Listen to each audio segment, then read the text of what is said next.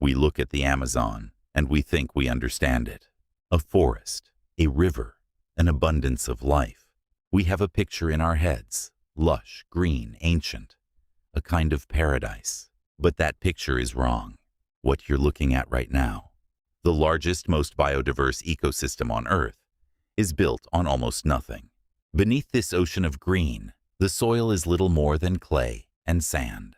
Millions of years of daily tropical downpours have stripped it of virtually every mineral it needs to sustain life. By every law of nature, this place should be a wasteland. Instead, it became the greatest living system this planet has ever produced. Today, we're going to find out how. Look at this leaf. Nothing special. Something you'd walk past without a second thought. But hold it up to the light and look at what you see. One thick central vein, branching into smaller channels. Then, smaller still, a fine web of capillaries, carrying water and energy to every cell. Take that image away. Now look at the human circulatory system. One heart, one main artery, branching, dividing, reaching every part of the body. The same branching pattern, the same logic. And now, the Amazon River system from space. One main channel, hundreds of tributaries feeding it, thousands of streams feeding those. You're seeing the same structure again. A lightning bolt, tree roots underground, the neurons firing in your brain as you watch this. Every one of them solves the same problem. How do you move energy through a system as efficiently as possible? And every one of them arrives at the same answer. We tend to think of ourselves as something apart from nature, a different category of thing. But these patterns suggest otherwise. The same blueprint runs through everything, from a cell to a river to a storm. Knowing that is one thing. Standing inside it is something else entirely. And there is still one place on Earth where you can feel the full, unfiltered force of this system, where nature hasn't been tamed or softened or managed, where it simply runs at full power, without pause, without mercy. Welcome to Amazonia. Most people carry a version of the Amazon in their imagination that looks something like a nature documentary highlight reel. Colorful birds, a slow brown river, monkeys in the trees, something serene. That version doesn't exist. What actually exists here is one of the most intensely competitive environments in the history of life on this planet. Every square meter is contested. Trees strangle each other to reach the sun. Ants process everything that falls to the ground within hours. In the water, caimans and anacondas, creatures whose basic design hasn't changed since the age of dinosaurs, wait in perfect stillness for something to make a mistake. For every organism that lives here, life is a brief pause between being eaten and being recycled into something else. This is not a paradise. It's an engine. The most complex, efficient, ruthless engine for processing life that has ever existed. And today, we're going to open it up and look inside. To understand this place, you have to start underground. Look at the ground. Scrape away the layer of dead leaves. What you find beneath it isn't dark, rich soil. It's red clay, dense, compacted, and almost completely depleted of nutrients. Here's why. The Amazon sits on the equator. The sun hammers it year-round. That heat drives a continuous engine. Moisture evaporates from the trees, rises, forms clouds, and falls again as rain. Every single day, for millions of years. All that water passing through the soil has leached out virtually every mineral that was ever in it. The only genuinely fertile ground in the entire Amazon basin is a thin strip along the riverbanks, where floodwaters deposit silt. Everything beyond that, the vast majority of this forest, is growing in what is essentially dead ground. So how is any of this possible? Because the forest long ago stopped relying on the soil. Instead, it built something far more efficient, a closed-loop recycling system that operates at extraordinary speed. Nutrients don't accumulate in the ground. They cycle. The moment something dies, it gets taken apart and redistributed before the rain can wash it away. In a temperate forest, the kind that covers most of Europe and North America, a fallen leaf takes up to 2 years to decompose. Here, that same leaf is gone in a matter of weeks. The forest has to move that fast, because if it doesn't, everything disappears into the river. And the workers who keep this system running aren't jaguars or anacondas. They're these leafcutter ants. There are roughly 400 billion trees in the Amazon. Leafcutter ants process between 15 and 20% of all the leaves those trees produce. The scale of what you're watching is almost impossible to take in. But here's the thing that changes everything. They don't eat the leaves. Their bodies can't digest cellulose. So what are they doing with all of it? They're farming. Leafcutters are among the oldest farmers on Earth. They developed agriculture roughly 60 million years ago, give or take, long before anything resembling a human appeared. They carry those leaves underground, into colonies that can reach 7 meters deep, and use them as substrate to cultivate a specific fungus. That fungus breaks down the cellulose into nutrients the ants can absorb. It is the only food source the colony has, and that fungus exists nowhere else on Earth. It can't survive without the ants, and the ants can't survive without it. The colony itself is structured like a single organism. When a new queen leaves to found a colony, she carries a fragment of the fungus in a special pouch in her mouth.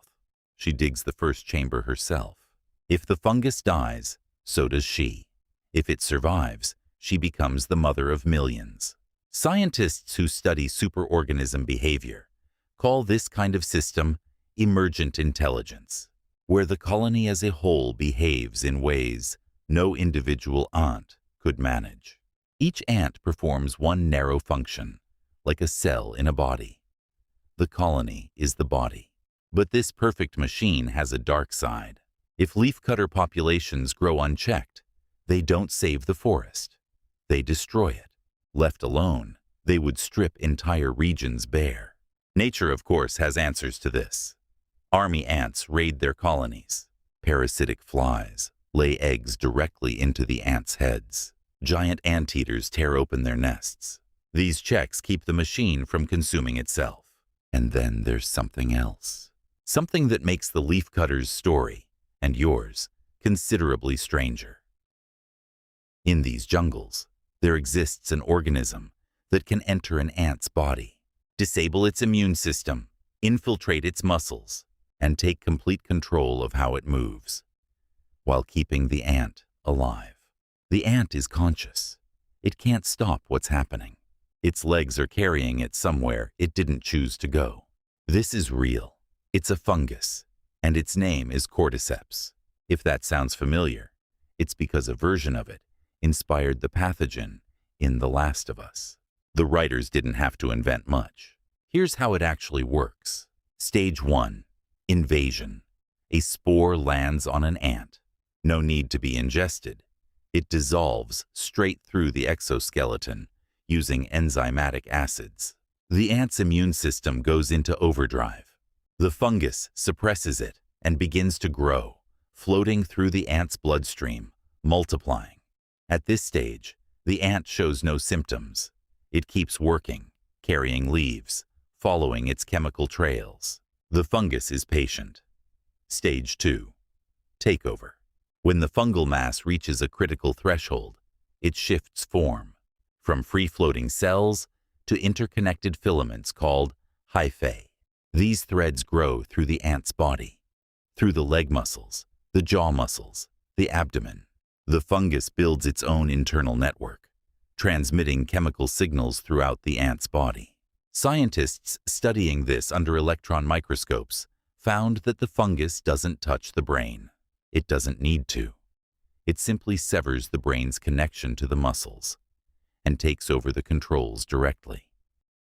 The ant is locked inside its own body, fully aware, unable to stop. Stage 3. Navigation.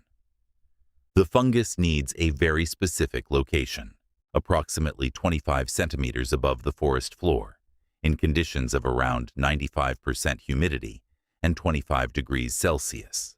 Too low, and the fungus will rot. Too high, and it dries out. The fungus hijacks the ant's sensory systems and essentially uses it as a rover, directing it until it finds the precise conditions.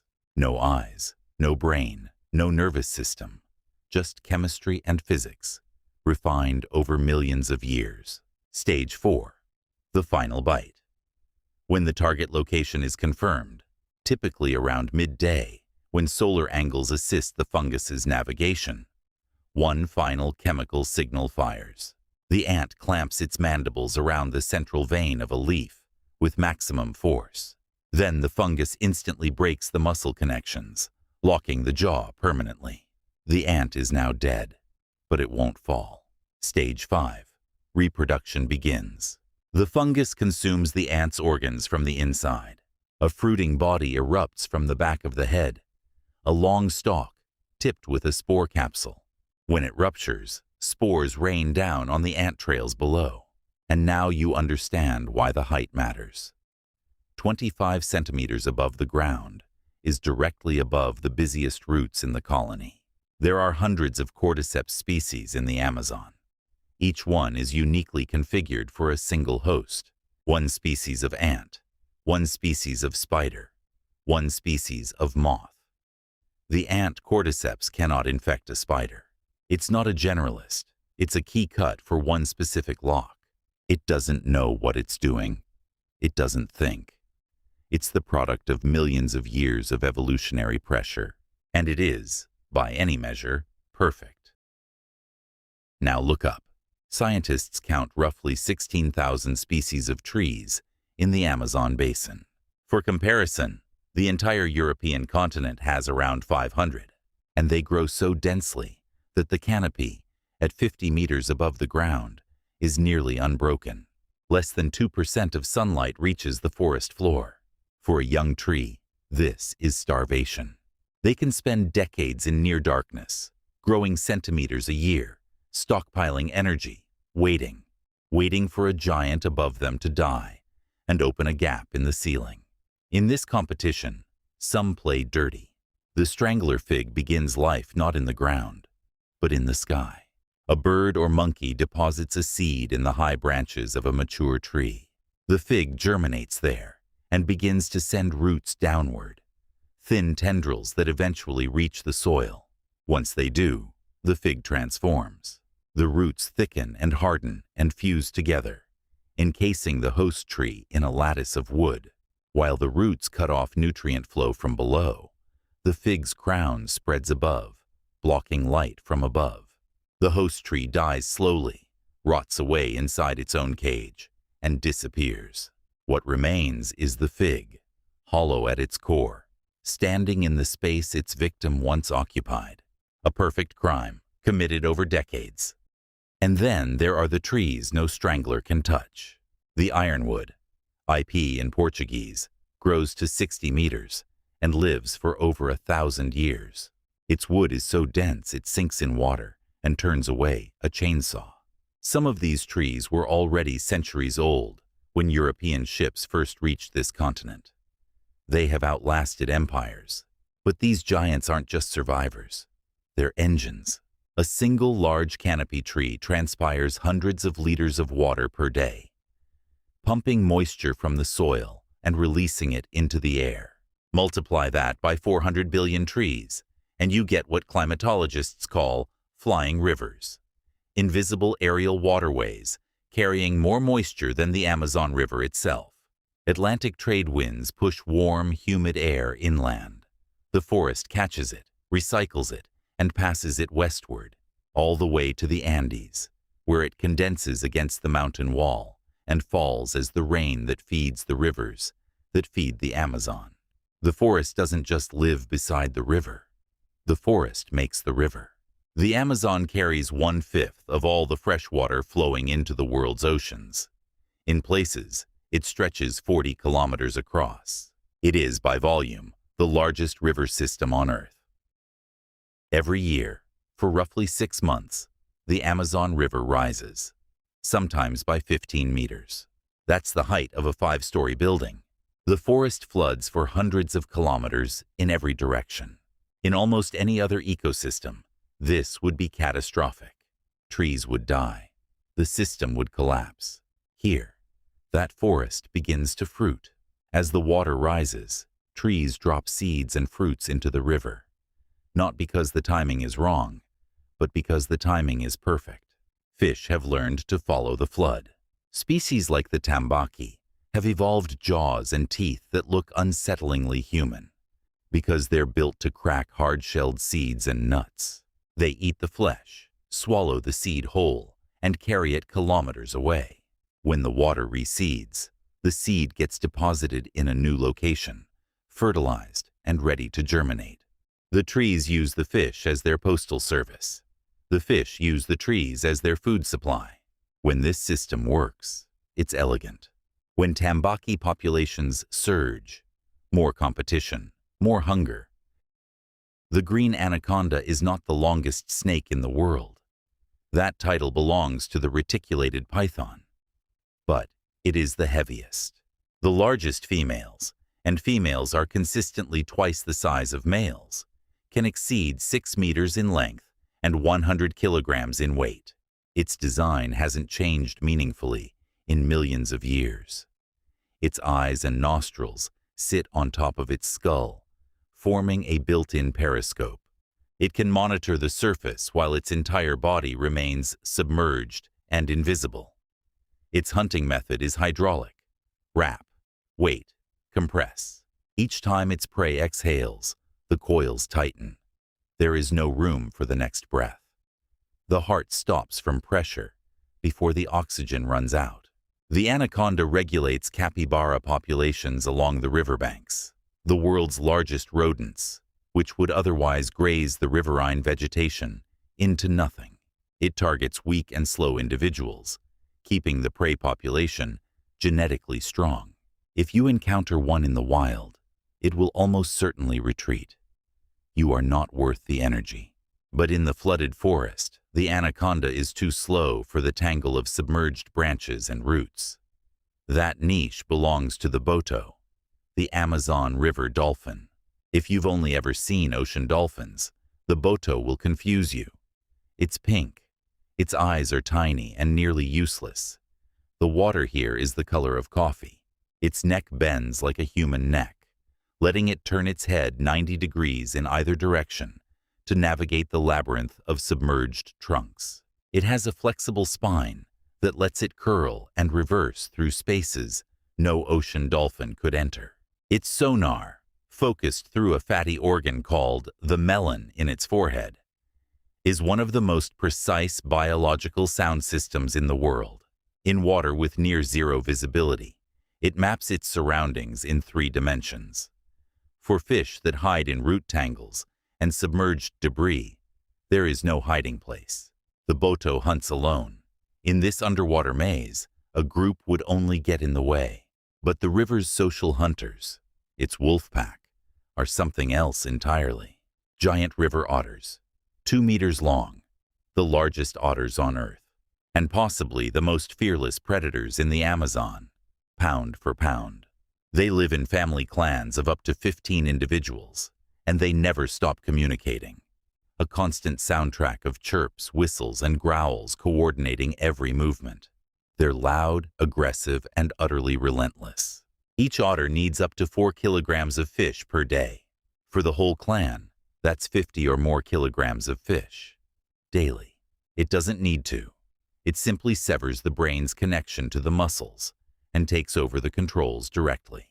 When a black caiman, a 6-meter armored reptile that has barely changed since the Cretaceous, enters their territory, the otters don't retreat.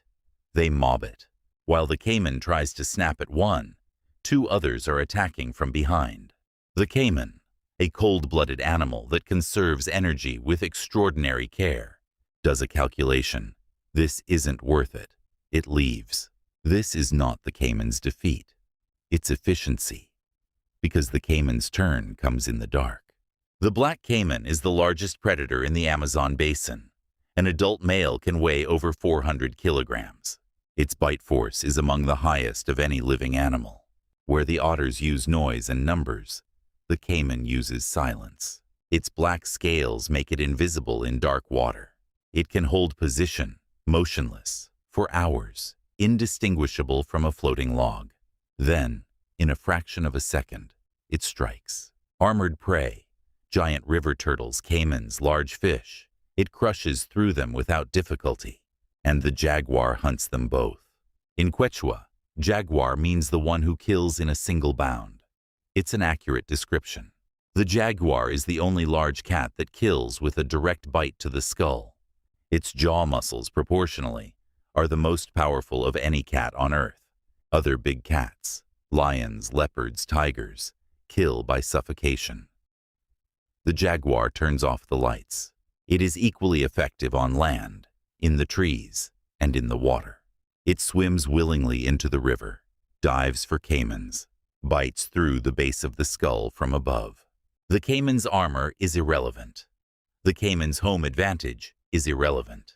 The jaguar doesn't acknowledge these distinctions. And yet the jaguar doesn't overrun this ecosystem.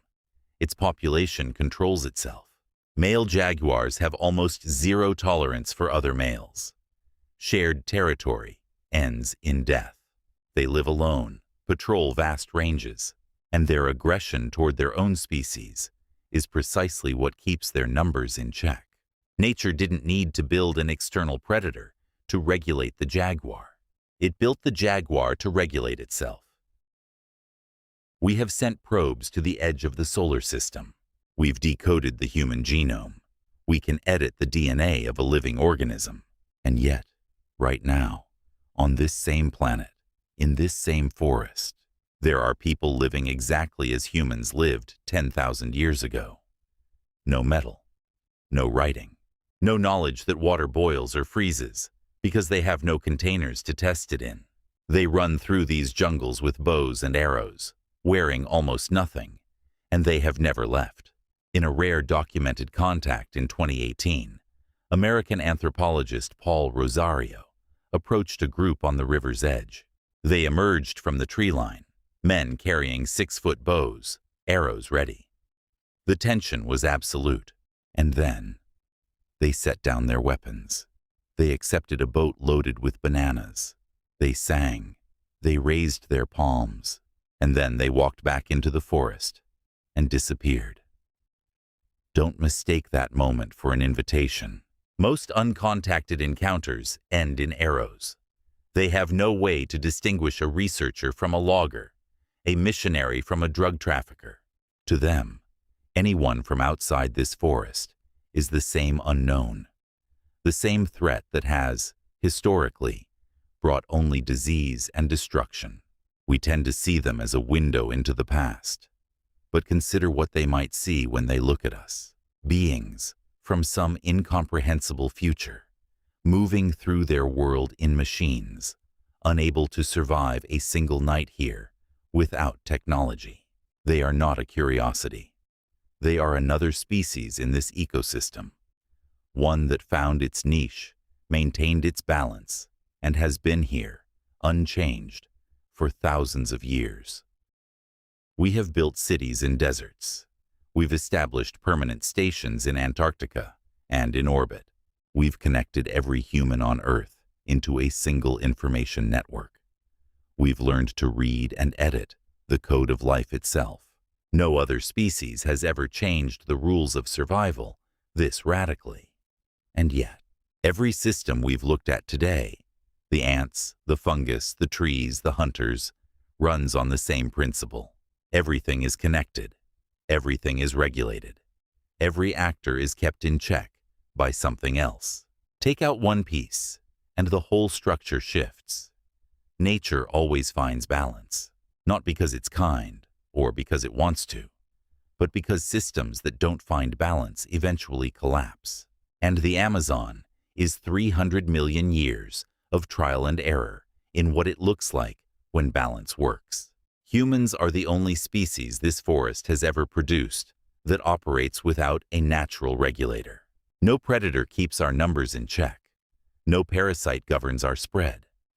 We are, in the language of ecology, an apex species with no ceiling, which means the only thing that has ever successfully limited us is us.